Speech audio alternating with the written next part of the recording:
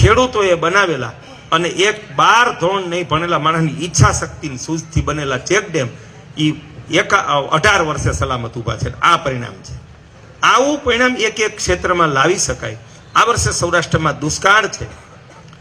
2000 ઉપર સપ્તાહો થઈ, પણ એક પણ ગામમાં તળાવ ના બન્યું. એક પણ ગામમાં તળાવ ના બન્યું. 4000 ગામ જળ સમસ્યાથી હાવ ગ્રસ્ત છે. બરોબર. આ દેશના રોગનું મૂળ છે.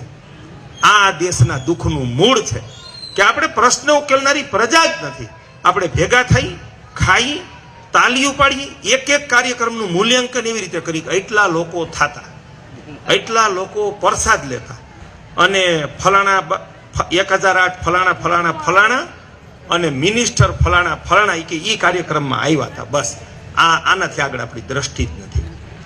હું જ્યારે એક વિઝનથી બોલાવું ઉદ્યોગપતિને તો એ ક્યારેય નથી કહેતા કે તમારો ઉદ્દેશ ઉત્તમ છે, કે આ કાર્યનું પરિણામ શ્રેષ્ઠ છે. એ કે કાર્યક્રમ સારો ગયો એટલે એમાં શું હોય કે સંખ્યા સારી એવી હતી, ફલાણા ભાઈ હતા ને ગાયના ઘીના લાડવા બનાવ્યા હતા. કારણ કે અમે બધા ગાયના ઘીના જ બનાવીએ. બરોબર. એટલે રસોઈ જમાવટ હોય.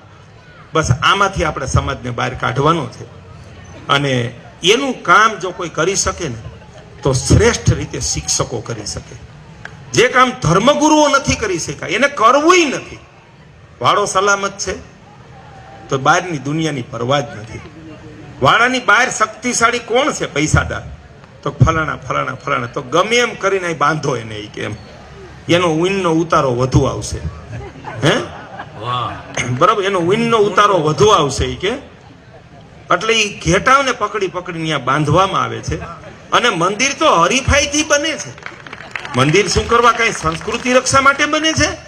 ગામમાં ચોરો છે અહીંયા ઓટોમેટિક નગારું મૂકવું પડ્યું છે અને જે પ્રજા કરોડોના મંદિર બાંધે આનાથી દિશાવિહીન પ્રજા બીજી કોઈ હોઈ શકે ખરી?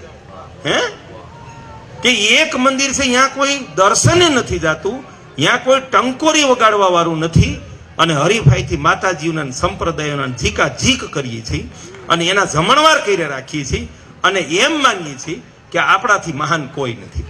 બસ એટલે ગામે ગામ પીવાનું પાણી નથી. એકે એક ગામના પાદરમાં જાવ ને તો આંખે પાટા બાંધા હોય ને તો નાકથી ખબર પડી જાય ગામ આવી ગયું. કારણ કે એટલી દુર્ગંધ આવતી હોય એમ. બરાબર. એને ઉપાડનાર કોઈ છે નથી. ધાર્મિક કાર્યક્રમો જ્યાં થાય ત્યાં ગંદકીના થર ઠલવાઈ જાય છે. ગંદકી ત્યાં કોઈને દેખાતી જ નથી કે આ ધર્મ છે એમ.